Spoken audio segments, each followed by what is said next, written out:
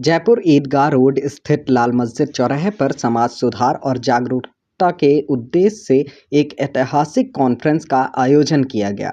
इस महत्वपूर्ण सभा में बड़ी संख्या में मस्जिदों के इमाम और मुफ्तियाने इकराम ने हिस्सा लिया। इस सम्मेलन का उद्देश्य समाज में व्याप्त बुराइयों को रोकने के लिए ठोस कदम उठाना और नैतिकता और इंसानियत को प्रोत्साहित करना था। जो प्रोग्राम हुआ इसमें तमाम उलमा हज़रात मौजूद थे, बरेलवी भी थे और माशाल्लाह अहले हदीस के भी थे और तबलीगी जमात के भी थे। जितने भी तमाम उलमा थे मस्जिदों के 60-70 मस्जिदें तकरीबन हमने जोड़े थे साथियों को।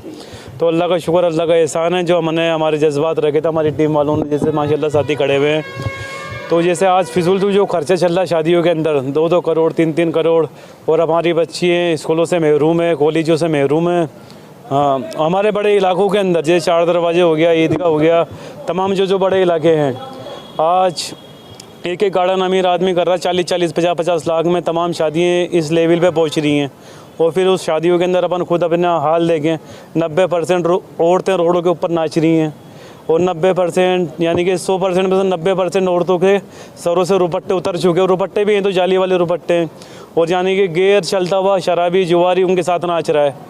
तो तमाम चीज़ें हम ये चाहते हैं ये तमाम उलमाओं को माशाल्लाह जमा करा है और ये फ़िक्रमंद हुए इस चीज़ को लेके। माशाल्लाह हमने भी दरख्वास्त उलमाओं से तमाम यही करी है। अल्लाह के नबी सल्लल्लाहु अलैहि वसल्लम ने मैदान और मेंबर दोनों संभाले हैं।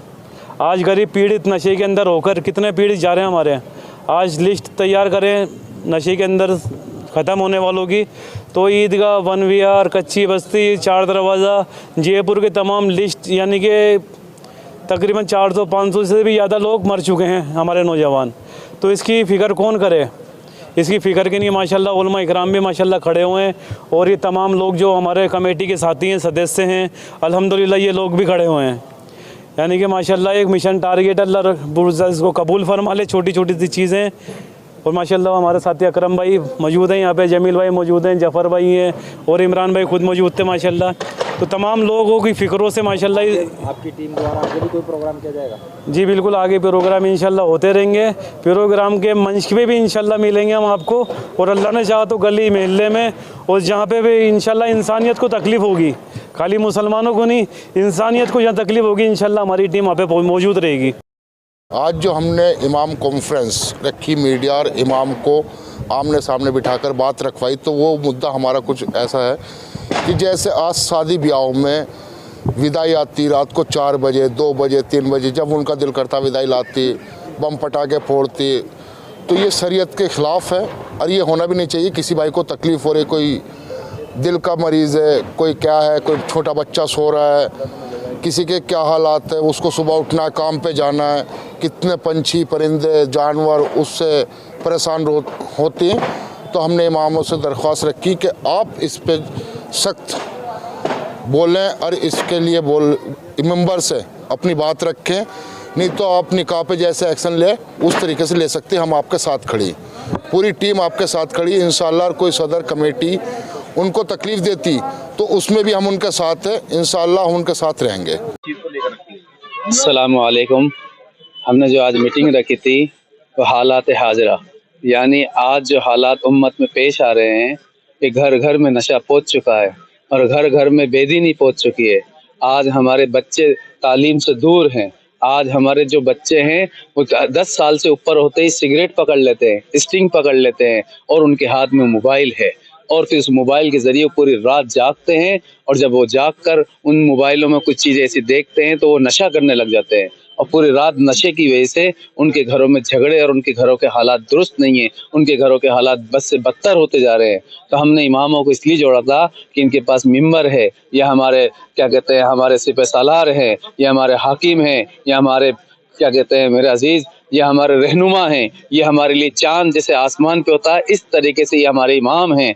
हम इनके पीछे चलना चाहते हैं। ये हमारी मस्जिदों से ऐलान करे कि हम ब्याज के ख़िलाफ़ हैं, उन शादियों में हम इंशाअल्लाह शामिल नहीं होंगे, हम नशे के ख़िलाफ़ हैं। अगर ये मिंबरों से इंशाअल्लाह इनकलाब लाएंगे तो उन लोगों के दिलों में खौफ पैदा होगा, लोगों के दिलों में डर पैदा होगा, और लोग इन चीज़ों से बाज आने की कोशिश करेंगे, और उनको मालूम चलेगा कि हमारे इमाम हमसे नाराज़ हैं, हमारे मौजूदा लोग नाराज़ हैं, हमारे बरगुज़िदा लोग नाराज़ हैं। तो इंशाअल्लाह इस चीज़ से डरेंगे, खौफ पैदा होगा। आज देखिए आप नौजवान बच्चे को, उसके हाथ में सिगरेट है, वो डर नहीं रहा। आज उसके हाथ में नशा है, वो डर नहीं रहा। आज हमारी औरतें बेपर्दा घूम रही है, वो डर नहीं रही, क्योंकि खौफ निकल गया, डर निकल गया। कोई हमारा रहनुमा नहीं है, कोई हमारा सरपरस्त नहीं है। अगर ये हमारे इमाम उलमा हमारे सरपरस्त हैं, जिनको हमने भूल गए, हमारी गलती से हमने इनको पीछे कर दिया और हमने माल कमाने के चक्कर में, हमने ओहदे कमाने के चक्कर में अपने इमामों की अहमियत, अपने इमामों उलमाओं की अहमियत दिलों से निकाल दी, तो आज ये हालात आ गए हैं कि दीन घरों से निकल गया।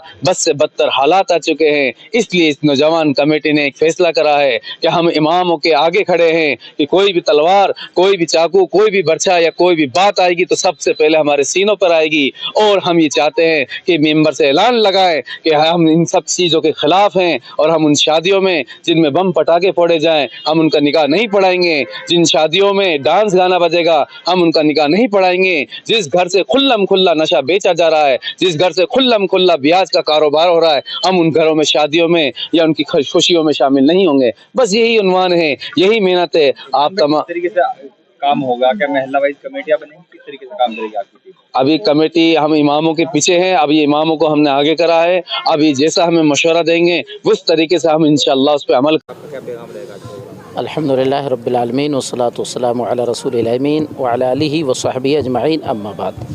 बहुत ही बेहतरीन सवाल आपने किया है, अल्लाह आपको जज़ाए खैर दे।